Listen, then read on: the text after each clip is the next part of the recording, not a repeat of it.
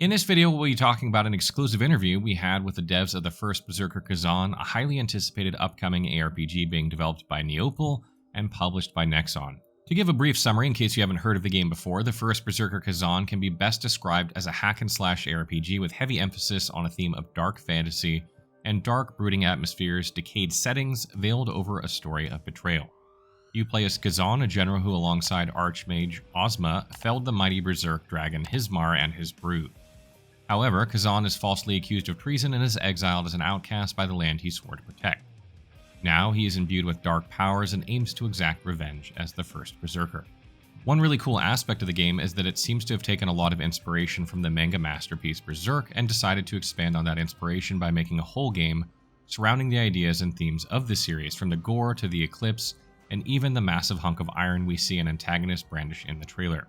But anyways, combat is very much hack and slash, with Khazan having mastery over various weapons and skills in his arsenal. There also seems to be some kind of RPG aspect with equipment and perks to build Khazan into specific playstyles, but we aren't too sure yet.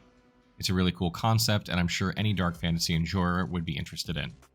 In our exclusive interview, we asked a few questions about gameplay specifics to get a feel of what to expect once the game releases, so without further ado, let's get into it. So the first question we asked was, how did the idea for the first Berserker Khazan come to be? They said, before the game was called Khazan, when it was first called Project AK, the team discussed developing a single-player action game based on the Dungeon and Fighter universe.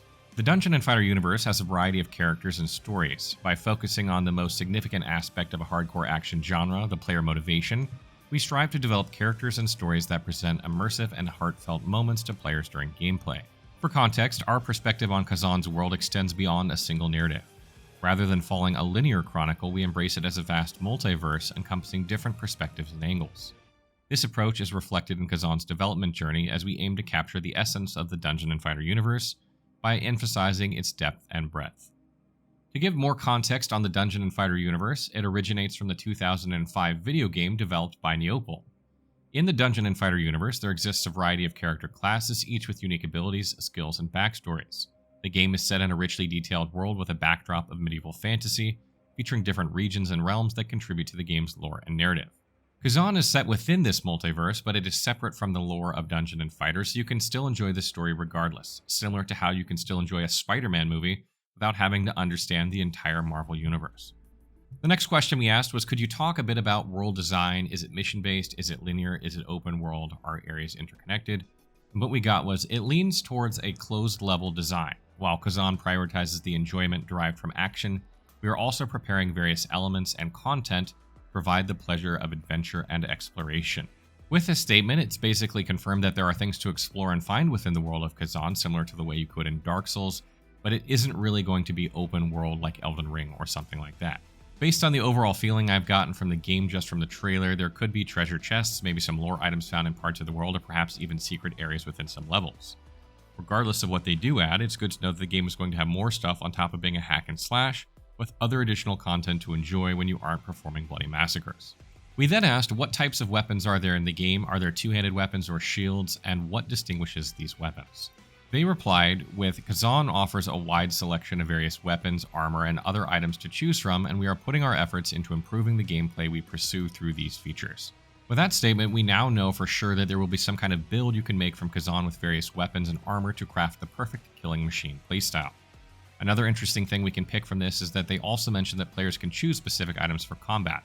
It could be a stretch, but this could possibly refer to throwable items like firebombs from Dark Souls, consumable items like potions that buff the player, or maybe even weapon enhancements like the Flame Grindstone from Lies of P. The next question we asked is if there is a stamina system or posture system that allows you to stagger enemies or be staggered.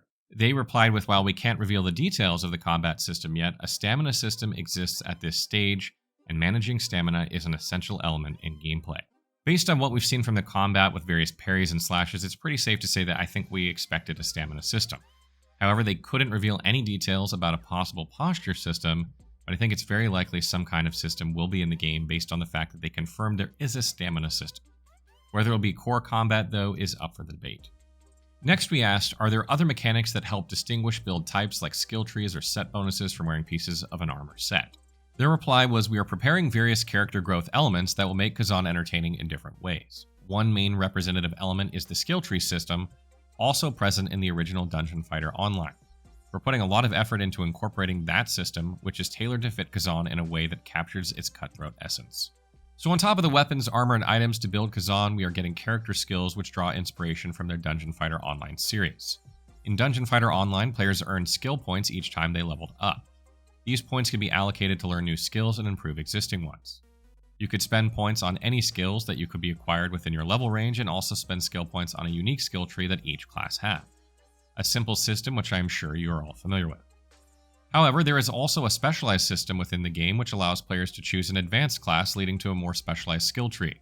Given that Khazan will likely not have a class, it's possible that we will see specializations within his skill tree that tail him towards a specific playstyle. It could also be based off the specialization in DFO called Berserker, which uses life as a resource to execute skills dealing immense physical damage. It's a high-risk, high-reward class which encourages aggression and fast-paced gameplay, both of which fit right into a hack and slash, so this definitely could be something that they're basing the skills from. We then asked, will there be multiplayer aspects to the game, can you co-op or PvP, and they replied that currently the team is not considering online synchronous content. Given that the game is meant to be a single-player experience and likely has a preset character, it's understandable that there isn't going to be any kind of a multiplayer experience. That being said, it definitely would have been cool to see a game with this multiplayer aspect, since a cel-shaded hack and slash multiplayer would be a pretty small niche. We then asked, do you have a rough release window? If not, when can players expect to hear about this title? And they replied, we have entered the final polishing stage, but we are not able to disclose the exact release date at this time. We will let you know later when we have more detailed schedule. Unfortunately, we couldn't get a specific release date for the first Berserker Khazan. Having mentioned that they are in the final polishing stage, though, which is a very vague phase, this means that it could take anywhere from half a year to half a decade to complete, depending on the scale of the game. However, given that they released a few trailers quite recently boasting solid gameplay and visuals, I think it's safe to say that we can expect a release this year or in 2025. And our last question was, what is the biggest thing that sets the first Berserker Khazan apart from other games in the genre? They replied, the team's main focus is to highlight the hardcore action RPG genre itself, rather than emphasize Souls-likes or other subgenres. When designing the core mechanics, we prioritized implementing a well-structured action system similar to Dungeon Fighter Online, while also drawing inspiration from various elements used in action genres, including Souls-like games. We aim to enhance the action experience found in Dungeon Fighter Online, and showcase the unique gameplay of a hardcore action RPG genre, which will be a hallmark of Khazan.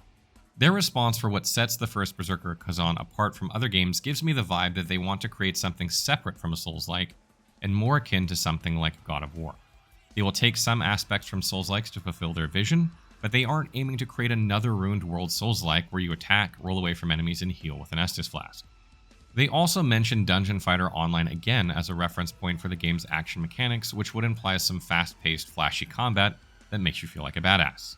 And from the trailer, it looks like they have accomplished just that with satisfyingly gory execution attacks, quick and impactful abilities, and a wide range of weapons you can use to spice up gameplay.